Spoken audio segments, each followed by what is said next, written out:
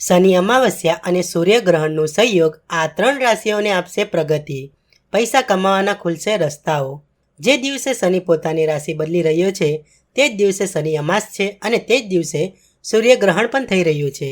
શનિ અમાસને શનિદેવની પૂજા માટે સૌથી ઉત્તમ તિથિ માનવામાં આવે છે। આવો સંજોગ ભાગ્યે જ જોવા મળે છે કે સૂર્યગ્રહણ પણ હોય, શનિ ગોચર પણ હોય અને શનિ અમાવસ્યા પણ હોય। રાશિ પરિવર્તનથી લઈને ગ્રહણ અને શનિ અમાવસ્યા સુધીનો સંપૂર્ણ અસર તમામ 12 રાશિઓ પર જોવા મળશે। ખાસ કરીને 3 રાશિઓ માટે આ સ્થિતિઓ ખૂબ જ સકારાત્મક અસરોવાળી સાબિત થશે।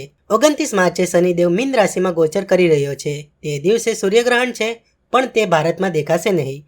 તે જ સમયે આ દિવસે શનિ અમાવસ્યા પણ છે। તો ચાલો વિગતવાર જાણીએ કે આ ઘટનાઓથી કઈ 3 રાશિઓ પર શું પ્રભાવ પડશે અને કયા કયા લાભ થશે। મેષ રાશિ। શનિનું રાશિ પરિવર્તન અને ગ્રહણ મેષ રાશિ પર ખૂબ જ સકારાત્મક અસર કરશે। આ સમયગાળા દરમિયાન વ્યક્તિની આવકમાં અણધાર્યો વધારો થઈ શકે છે। રોજગારના નવા રસ્તા ખુલી શકે છે। શનિ રાશિ પરિવર્તન મેષ રાશિના લોકોની મિલકત સંબંધિત બાબતો પર સકારાત્મક અસર કરશે। આનાથી લોકોને જમીન, મિલકત, વાહન વગેરે ખરીદવાની તક મળી શકે છે। આ સમયગાળા દરમિયાન પ્રમોશન અને પગાર વધારવાની ખાસ તકો પણ ઉપલબ્ધ થશે। કર્ક રાશિ।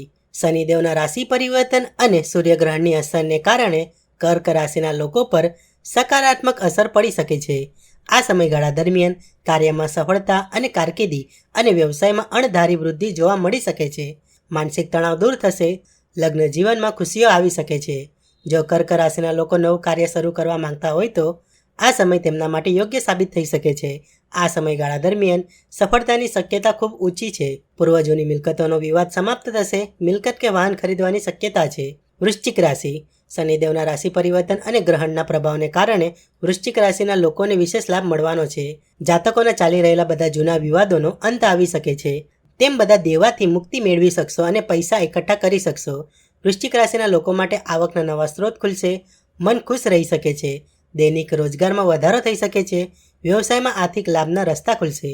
પ્રેમ સંબંધોમાં નવો ઉત્સાહ આવશે। તમે સંબંધો સંબંધિત ઘણા પ્રસંગોમાં સફળતા પ્રાપ્ત કરી શકશો।